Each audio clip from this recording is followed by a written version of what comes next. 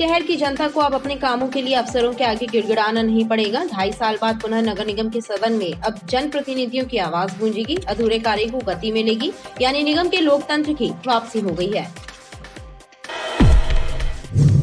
शिक्षक अधिकार अधिनियम के तहत वंचित और जरूरतमंद परिवारों के बच्चों का निःशुल्क एडमिशन प्राइवेट स्कूलों में कराया जाता है। इस प्रक्रिया के तहत इस वर्ष 4006 बच्चों के नाम लॉटरी के जरिए खुले हैं। इनमें से 1410 ने प्रवेश भी ले लिया है। खाद्य नागरिक निगम के संचालक ने कलेक्ट्रेट में आयोजित वीडियो कॉन्फ्रेंसिंग के दौरान खाद्य विभाग में लंबित सीएम हेल्पलाइन के मामलों पर नाराजगी जताई और उनका निराकरण करने के निर्देश जिला आपूर्ति नियंत्रक को दिए हैं। गौरतलब है कि सीएम हेल्पलाइन में 63 शिकायतें लंबित हैं। मानसून आने के बाद भी मत्स्य उत्पादन की प्रक्रिया शुरू नहीं हो सकी है। मत्स्य विभाग के अधिकारी लगातार बारिश होने की राह देख रहे हैं, जिसके बाद मत्स्य उत्पादन का कार्य गोकलपुर स्थित मत्स्य उत्पादन क्षेत्र में किया जाएगा। स्टेट वाइड एरिया नेटवर्क यानी स्वान के काम नहीं करने की वजह से पंजीयक कार्यालय में रजिस्ट्री कराने के लिए लोगों को काफी परेशानी का सामना करना पड़ रहा है।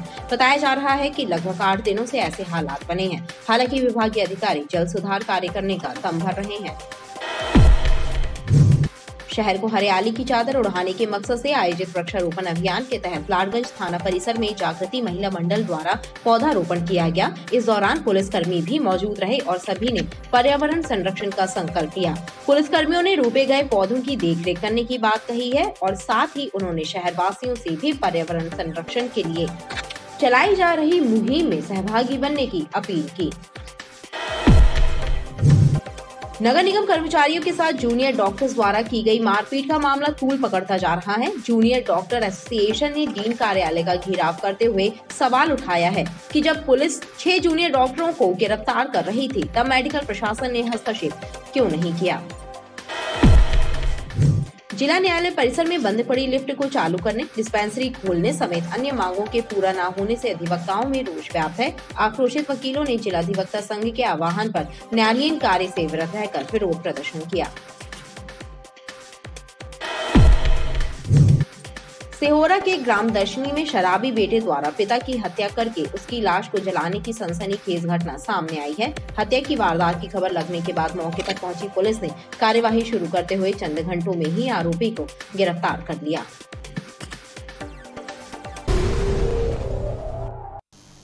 नमस्कार, बीटीवी न्यूज के इस बुलेटिन में आपके साथ मैं हूं स्वाति। शहर से जुड़ी खबरों को देखेंगे विस्तार से, लेकिन सबसे पहले एक नजर डालते हैं हेडलाइंस पर। जिला अदालत में न्यायालयीन कार्य से विरत रहे अधिवक्ता, न्यायालयीन कार्य हुआ प्रभावित।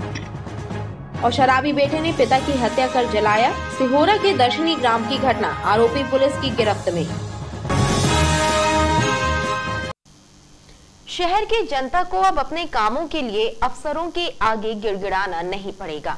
2.5 साल बाद पुनः नगर निगम के सदन में अब जनप्रतिनिधियों की आवाज गूंजेगी, अधूरे कार्यों को गति मिलेगी, यानी निगम के लोकतंत्र की वापसी हो गई है। नगर निगम सदन में 2.5 साल बाद फिर से जनप्रतिनिधियों की आवाज गूंजती हुई सुनाई देगी, यानी अफसर राज समाप्त हो जाएगा और जनता को अपने कार्यों के लिए किसी अधिकारी के आगे गिड़गिड़ाना नहीं पड़ेगा। अब तक आलम यह रहा कि जनहित के कार्यों के लिए जनप्रतिनिधियों को भी अधिकारियों के सामने मिन्नतें करना पड़ती थी, लेकिन चुनाव परिणाम आ जाने के बाद 10 से 12 दिनों में यहाँ का माहौल अब बदल जाएगा। जनता के नेता जनता की आवाज बनेंगे। दूसरी बार ऐसा संयोग भी बन रहा है कि कांग्रेस का महापौर और सदन में रहेगा भाजपा का बहुमत। हालांकि उम्मीद की जा रही है कि सब मिलकर जनहित में अच्छे निर्णय लेंगे। शिक्षा का अधिकार अधिनियम के तहत वंचित और जरूरतमंद परिवारों के बच्चों का निःशुल्क एडमिशन प्राइवेट स्कूलों में कराया जाता है। इस प्रक्रिया के तहत इस वर्ष 4006 बच्चों के नाम लॉटरी के जरिए खुले हैं। इनमें से 1410 ने प्रवेश भी ले लिया है। शिक्षा का अधिकार अधिनियम में इस वर्ष 4006 बच्चों की लॉटरी खुली है, लेकिन अब तक सिर्फ 1410 बच्चों ने ही एडमिशन लिया है।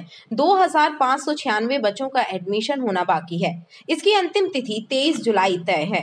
देखिए, हमारे यहाँ 4006 बच्चों का के नाम की लॉटरी खुली थी और जिसमें आज तक की डेट में 1410 बच्चों का एडमिशन हो चुका है और लगभग 2596 बच्चे अभी एडमिशन के बचे हुए हैं। अपने पास अंतिम तिथि 23 जुलाई है, तो लगभग अपने सभी एडमिशन तक पूर्ण हो जाएंगे।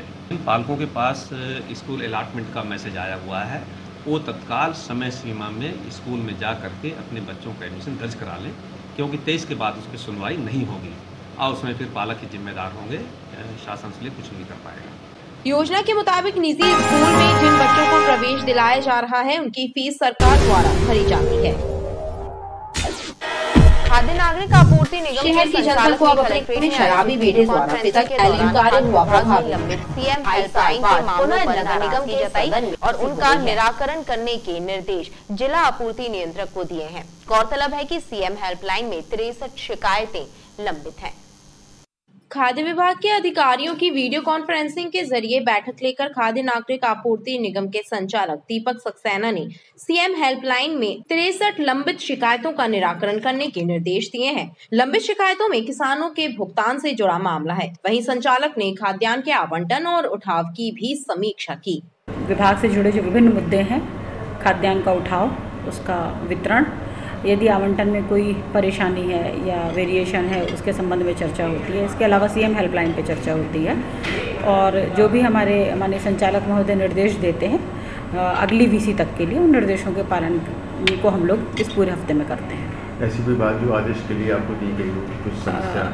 नहीं, अभी जो हमारी 63 सीएम हेल्पलाइन भुगतान की, गेहूं के भुगतान की पेंडिंग है, उस पर चर्चा हुई है, जिसमें हमारे द्वारा बताया गया कि उन शिकायतों में भी भुगतान हुआ नहीं है, इसलिए उन शिकायतों को बंद नहीं कराया गया। बाकी ज़िले की स्थिति सभी जो पैरामीटर्स हैं उनमें अच्छी है।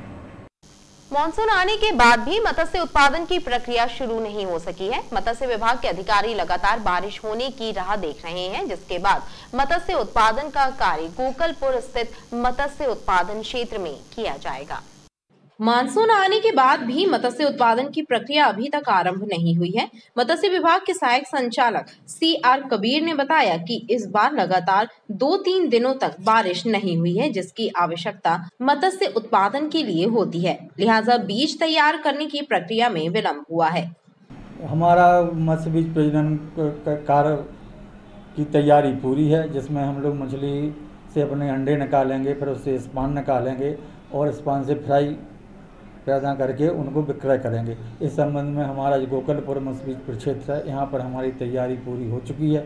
जैसे भी मानसून आएगा, मतलब वर्षा अच्छी होगी, तो उसके बाद हम लोग अपने उसके सेट लगाएंगे और उसमें से अंडे निकालने के बाद, स्पान निकालने के बाद फ्राई फिंगरलिंग करके उनकी विक्रय की कार्रवाई प्रारंभ करेंगे, बशर्ते कि पानी मतलब सही समय पर आ जाए। जिस हिसाब से पानी हमको चाहिए उस हिसाब से पानी होना चाहिए। कम से अभी प्रक्रिया चालू नहीं हुई है, बरसात का इंतजार है। बरसात का इंतजार है, हमारी तैयारी पूरी है, बस बरसात का इंतजार कर रहे हैं। जिस दिन भी मतलब अच्छा मौसम दिखेगा उस दिन हम लोग सेट लगाएंगे। अच्छी बारिश होने पर गोकलपुर में बीज तैयार किए जाएंगे। स्टेट वाइड एरिया नेटवर्क यानी स्वान के काम नहीं करने की वजह से पंजीयक कार्यालय में रजिस्ट्री कराने के लिए लोगों को काफी परेशानियों का सामना करना पड़ रहा है। बताया जा रहा है कि लगभग 8 दिनों से ऐसे हालात बने हैं। हालांकि विभागीय अधिकारी जल्द सुधार कार्य कराने का दम भर रहे हैं। अंधवा स्थित उप पंजीयक कार्यालय सहित जिला पंजीयक कार्यालय में रजिस्ट्री का कार्य धीमी गति से चल रहा है, जिसके कारण रजिस्ट्री कराने आने वाले लोगों को बेहद परेशानी उठानी पड़ रही है। अधिकारियों का कहना है कि स्वान सिस्टम में तकनीकी खराबी आई है, जिसके चलते रजिस्ट्री का कार्य धीमा है और भोपाल स्तर पर इसकी सूचना दे दी गई थी, जिसके लिए टीम भी आई है। हमारा जो ऑफिस है धनवंतरी नगर उप पंजीयक कार्यालय, वहाँ RF कनेक्शन लगा है। तो RF कनेक्शन जो थोड़ा बहुत मौसम में यदि बदलाव आता है तो RF के जो सिग्नल हैं वो वीक हो जाते हैं। इसके कारण स्वान की स्पीड जो है वो स्लो होती है। इस संबंध में हम लोगों ने भोपाल में भी स्वान टीम से बात की है, वो सुधार कार्य कर रहे हैं, तो जल्द ही उसमें सुधार हो जाएगा। सर्वर डाउन होने से क्या प्रक्रिया में क्या दिक्कत होती है रजिस्ट्री में? सर्वर डाउन होने से जो थंब इम्प्रेशन और फ़ोटो है गवाहों के वो हैं, उसमें काफ़ी टाइम लगता है, क्योंकि सर्वर के कारण जो कंप्यूटर में है वो बफरिंग होता है, इससे थोड़ा डिले होता है काम, इसके कारण थोड़ी अभी समस्या है। वर्तमान में क्या स्थिति है? अगर बात की जाए, सुधार कार्य चल रहा है कि सुधर गया? ये हमेशा प्रॉब्लम कई बार आती है साल भर में, इसके सुधार के लिए कोई पुख्ता इंतजाम कब रहेंगे हम? पुख्ता इंतज़ाम के लिए उसमें ऑप्टिकल केबल के संबंध में बात चल रही है हम लोगों की भोपाल में। भोपाल की स्वान जो टीम है वो लगातार एनी डेस्क पे लेके वहाँ स्वान की समस्या को देख रहे हैं लगातार। उसमें हो सकता है शाम तक काफ़ी सुधार हो जाएगा। अधिकारियों के अनुसार जल्द ही सुधार कार्य पूरा कर लिया जाएगा। शहर को हरियाली की चादर ओढ़ाने के मकसद से आयोजित वृक्षारोपण अभियान के तहत लाडगंज थाना परिसर में जागृति महिला मंडल द्वारा पौधारोपण किया गया। इस दौरान पुलिसकर्मी भी मौजूद रहे और सभी ने पर्यावरण संरक्षण का संकल्प लिया। पुलिसकर्मियों ने रोपे गए पौधों की देखरेख करने की बात कही और साथ ही उन्होंने शहरवासियों से भी पर्यावरण संरक्षण के लिए चलाई जा रही मुहिम में सहभागी बनने की अपील की है। जागृति महिला मंडल के द्वारा वृक्षारोपण का कार्यक्रम आयोजित किया गया, जिसमें हमने उनको सहयोग किया है और ऐसे समय समय पर कार्यक्रम आयोजित किए जाने चाहिए। और मेरे हिसाब से जो जिसके जन्मदिन आए वो अपने जन्मदिन में प्रत्येक व्यक्ति एक एक पौधा लगाए तो हम हरियाली से भरपूर हो जाएंगे। हमारे एनवायरनमेंट पे बहुत अच्छा फर्क पड़ेगा उससे। और मैं बहुत बहुत आभार व्यक्त करती हूँ सभी जागृति महिला मंडल का जिन्होंने ये कार्यक्रम आयोजित किया। आज यहाँ लाडगंज परिसर में हमारे जागृति महिला मंडल के द्वारा वृक्षारोपण का आयोजन किया गया है। इसमें हमारी सभी बहनें उपस्थित हुई हैं, सबने बढ़ चढ़कर हिस्सा लिया है। तो मैं चाहूँगी कि प्रत्येक व्यक्ति वृक्षारोपण करे। अपने जीवन के किसी भी एक शुभ दिन पर वृक्षारोपण जरूर करे और एक वृक्ष जरूर लगाए। लेकिन ऐसा नहीं है कि वृक्ष लगाकर छोड़ दें, उसमें एक जरूरी मापदंड ये भी होना चाहिए कि हम उसे सुनिश्चित गड्ढे, पानी, खाद सबकी व्यवस्था सुनिश्चित करें और कम से कम 6-8 महीने हम उसकी देखभाल करें। नगर निगम कर्मचारियों के साथ जूनियर डॉक्टर्स द्वारा की गई मारपीट का मामला तूल पकड़ता जा रहा है। जूनियर डॉक्टर्स एसोसिएशन ने डीन कार्यालय का घेराव करते हुए सवाल उठाया है, जब पुलिस 6 जूनियर डॉक्टरों को गिरफ्तार कर रही थी तब मेडिकल प्रशासन ने हस्तक्षेप क्यों नहीं किया। We want justice! We want justice! चाहते हैं तो अपहरण हुआ तो खून बहेगा सड़कों पे।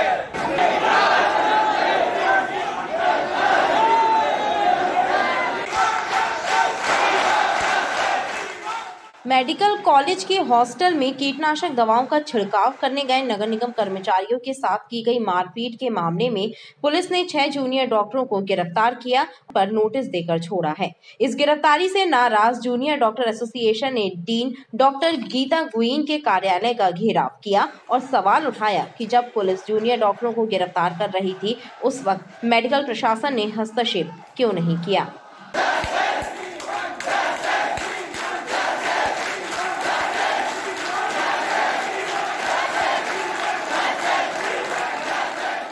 हमारा ये मानना है कि सिर्फ एक पक्षी कार्यवाही हो रही है, सुनवाई भी सिर्फ एक पक्षी हो रही है। अभी तक सिर्फ नगर निगम के कर्मचारियों की बात सुनी जा रही है, मेडिकल छात्रों की बात कोई सुनने को तैयार भी नहीं हुआ है। जिस दिन की ये घटना है उस दिन भी हमारे बच्चे जो इसमें लिप्त पाए गए हैं ऐसा बोला जा रहा है। वो डीन मैडम से मिलने की, उन्होंने कॉलेज प्रशासन से मिलने की कोशिश की थी लेकिन उनको मिलने नहीं दिया गया, उनको बाहर भगा दिया गया। और आज हमने इसी चीज़ को लेकर के डीन ऑफिस का घेराव किया ताकि हमारी बात उन तक पहुँच सके।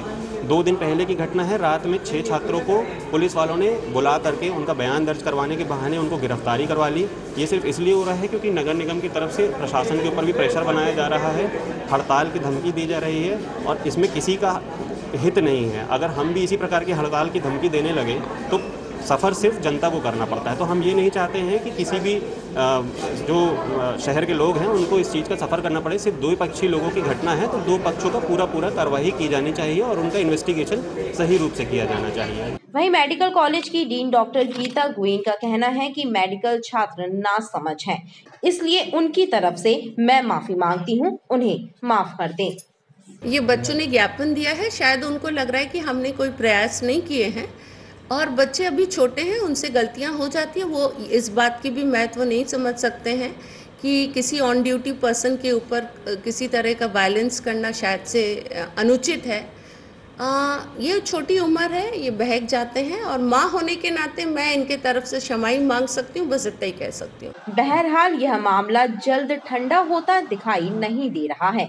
नगर निगम के कर्मचारी संगठन काम बंद हड़ताल का ऐलान कर चुके हैं। उनका कहना है कि दोषियों पर कार्यवाही होने तक संघर्ष जारी रहेगा। जिला न्यायालय परिसर में बंद पड़ी लिफ्ट को चालू करने, डिस्पेंसरी खोलने समेत अन्य मांगों के पूरा न होने से अधिवक्ताओं में रोष व्याप्त है।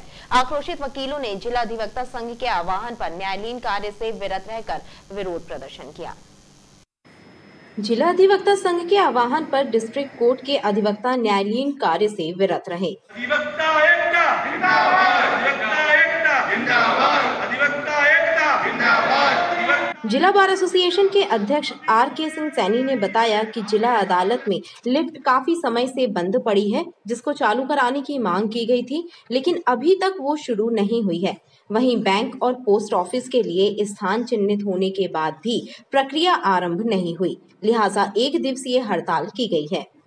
अधिवक्ताओं की विभिन्न मांगों को लेकर जैसे पिछले 3 महीने से जिला न्यायालय की 3 मंजिलें हैं और पूरी की पूरी लिफ्टें खराब पड़ी हुई हैं। कई बार लिखित में दिया गया, डीए साहब को ओरली बोला गया, उनसे प्रार्थना की गई कि हमारे बहुत से बुजुर्ग अधिवक्ता सीढ़ियाँ नहीं चढ़ पा रहे हैं क्योंकि लिफ्टें खराब हैं, जल्दी ठीक किया जाए। हर जब भी मीटिंग होती थी बोलते रहे ठीक है जल्दी ठीक करा देंगे, लेकिन आज तक लिफ्टें ठीक नहीं हुई हैं। इस हमारे बहुत से बुजुर्ग अधिवक्ताओं को और महिलाओं को काफ़ी तकलीफ हो रही थी।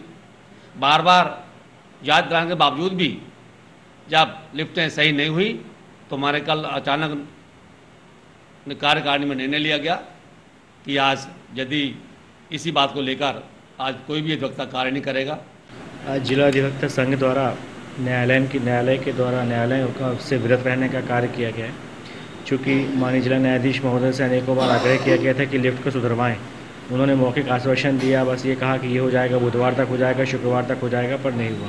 उससे हमारे सीनियर अधिवक्ताओं को जो सीढ़ी चढ़ने बहुत परेशानियां हो रही थी और साथ ही साथ कुछ जो नए जजेस आए हुए हैं, ये हमारे सीनियर अधिवक्ताओं और जूनियर अधिवक्ताओं के साथ बहुत ज़्यादा अभद्र व्यवहार करते हैं कि उनकी कोई भी बात नहीं सुनते थे। फिर कुछ ऐसे हुए, कुछ वहाँ पर भी एक गवर्नमेंट ने शासन निकाला कि सनसनीखेज मामलों में ADPO की नियुक्ति कर दी गई। अब वो ADPO जो हैं वो बिल्कुल मतलब न्यायालय को ना एडवोकेट्स को किसी को कुछ नहीं समझते हैं, बिना सदोष अभिलाप के वो आते ही नहीं, कोर्टों में गवाहियाँ नहीं कराते हैं। और भी बहुत सारे ऐसे मुद्दे थे जिन पे न्यायालय हमारा कोई भी कार्रवाई नहीं कर रहा था। डिस्पेंसरी नहीं थी, जैसा सैनी साहब ने बताया, डिस्पेंसरी नहीं है। पोस्ट ऑफिस नहीं, पोस्ट ऑफिस के लिए हमको हाईकोर्ट पोस्ट ऑफिस तक जाना पड़ता है। बहुत सारी असुविधाएं हो रही हैं। जब बिल्डिंग बनी थी उस समय बहुत सारे आश्वासन दिए गए थे और उन आश्वासनों को एक भी पूरा नहीं किया गया। इसलिए आज जिला अधिवक्ता संघ ने स्ट्राइक की है और इनको चेतावनी देते हैं कि भविष्य में अगर ये जल्दी सुधार नहीं करते हैं तो अनिश्चितकालीन स्ट्राइक की जाएगी। वहीं न्यायालय परिसर में डिस्पेंसरी खोलने की भी मांग की जा रही है।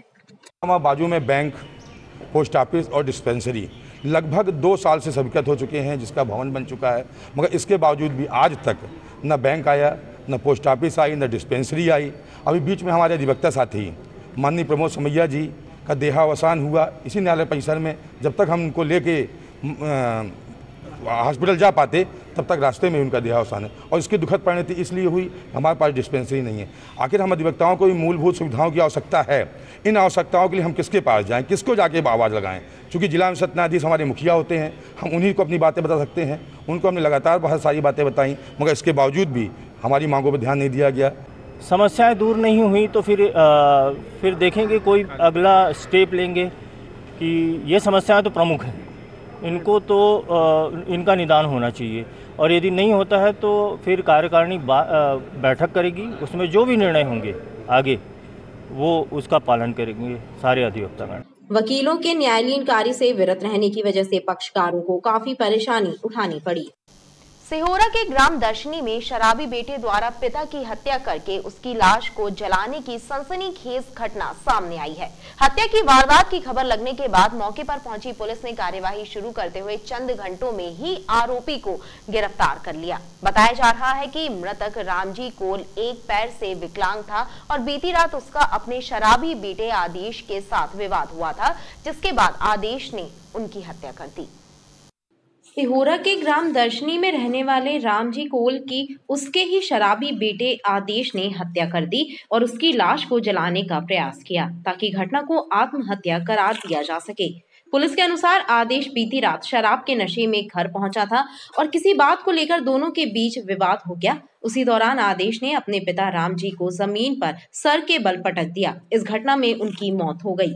पुलिस ने आरोपी को गिरफ्तार कर लिया है।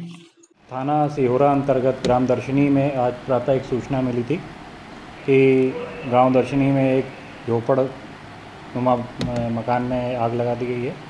उसमें एक व्यक्ति की जली हुई अवस्था में डेड बॉडी पड़ी हुई है, जिस पे तत्काल एफएसएल की टीम, मैं स्वयं एसडीओपी सिहोरा, थाना प्रभारी सिहोरा मौके पर पहुंचे और वहां जाकर देखा तो मृतक जो शिनाख्त हुई रामजी कोल के रूप में, उनकी डेड बॉडी जली हुई अवस्था में पड़ी हुई थी, जिसमें तत्काल मर्ग कायम किया गया है और मर्ग कायम करके डेड बॉडी को पोस्टमार्टम के लिए भेजा गया है। और शव पंचायतनामा और प्रारंभिक कार्रवाई में यह सामने आया है कि मृतक का पुत्र आदेश कोल ही जो है उसके द्वारा ये कृत्य किया गया है, जिस पे प्रथम दृष्टया संज्ञेय अपराध घटित होना पाया गया है। अभी तक प्रारंभिक रूप से समझ में आया है कि नशे की हालत में वाद विवाद हुआ था, जिस कारण ये घटना हुई है।